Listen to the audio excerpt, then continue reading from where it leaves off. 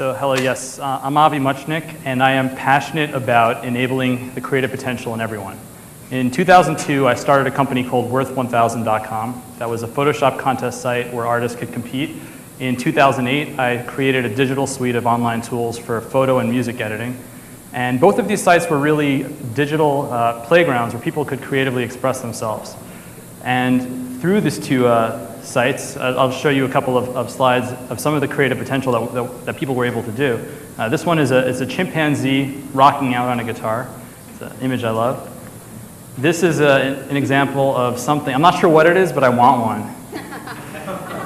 And obviously we have literally millions of photos that are uploaded, that original pieces of art that are sent to us on an almost daily basis. Not a million a day, but. And what I've noticed just over time is creativity is obviously not relegated just to Worth 1000 and Aviary. It's appearing all over the web and in sometimes really unexpected places. For example, I visited a site called Reddit.com, which is a social news site. And you don't really expect Reddit to be a hub for creativity, but in many cases, these things can kind of emerge. So for example, here's a photo that was submitted earlier of a little girl with her arm around a little boy. And the thread line here was Photoshop request. This is a photo of my daughter and her best friend who's been diagnosed with leukemia. Can you Photoshop the background to something pretty or fun? And on Reddit, you literally got dozens and dozens and dozens of entries of people like building these heartwarming, creative photos. And I love this one, but this one's probably my favorite. My 5-year-old son said, well, I love dragons, you have to use that one, so I did.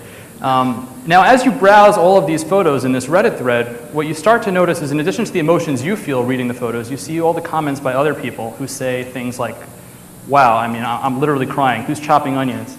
These photos trigger this visceral, emotional response in people. And if you can imagine the response that people have just from viewing the photos, imagine the feeling of the creator who made the photos.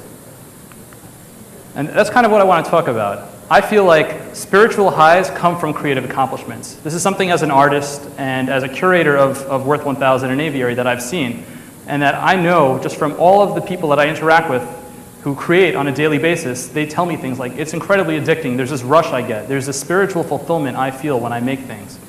And that tells me two things. One, it tells me that spirituality isn't just relegated to the realm of religion. And number two, that as creative tools get into the hands of more and more people, it's actually going to become the future of spirituality. So how do I know it's going to become the future of spirituality? I mean, religion and spirituality have gone hand in hand for, well, a millennium at least. And I think we can look to religion in some of the other ways where it's losing its sphere of influence to really make that determination. So for example, we know that previously when someone was, I don't know, sick, they would go to a priest and pray that this person would get better. And nowadays we'll go to modern science. When we're looking for answers about the origins of the universe, we might look to religious texts, but nowadays more and more prevalent, we look to modern science to answer those questions. And the list goes on. And what that tells me is that it's not far-fetched that the idea of another area, spirituality, that religion used to govern, could also be governed by something else. And historically, we know that creativity and spirituality were intertwined. Religion made great use of it. And you have to look at the Sistine Chapel ceiling to really understand that and see that. So what's different now? Why am I saying that now, or in the future rather, spirituality is going to be governed by creativity? Well, in ancient times, we had very few people that could really be creative. There wasn't tremendous access to tools. In fact, you had to be an artisan or a sculptor. You had to train for years. You had limited accesses to different resources that would be required to be creative. So creativity was something that was done by a few to inspire the many. In modern times, though, creative tools are becoming prevalent, and they're on their way towards having their singularity moment when creative tools are going to be so common that everyone is going to be creative, and they're going to get their spiritual fulfillment through it. Creative tools are now done by the many to inspire the few. And you can look at, I don't know if this will show up on the screen, but that yellow line on the top graph represents Apple iPhone usage on Flickr. And you can just get a quick sense for other traditional cameras, point-and-shoot cameras, are quickly being wiped away as Apple skyrockets. And what that represents is just as more and more of these creative tools get into the hands of the common man, creativity is no longer relegated to just, let's say in this case, photographers. And we know that in the modern world, let's say the Western society, everyone has access to a cell phone. And the globe hasn't really caught up yet, but that's not even going to be true. In the next 10 to 20 years, we're going to see people all over the world, regardless of religion, race, creed, color, poverty level, geographical region, have access to smartphones. And it's not just the camera, let's say, in the phone that's really impressive. What makes the phone so incredible are all the different apps that come alongside it, and all the different creative ways you can use those apps. Even something like a Facebook news feed is a form of self-expression that makes people feel good about themselves when they post. So yes, that does mean when your drunk cousin posts something on his wall, that's a form of art.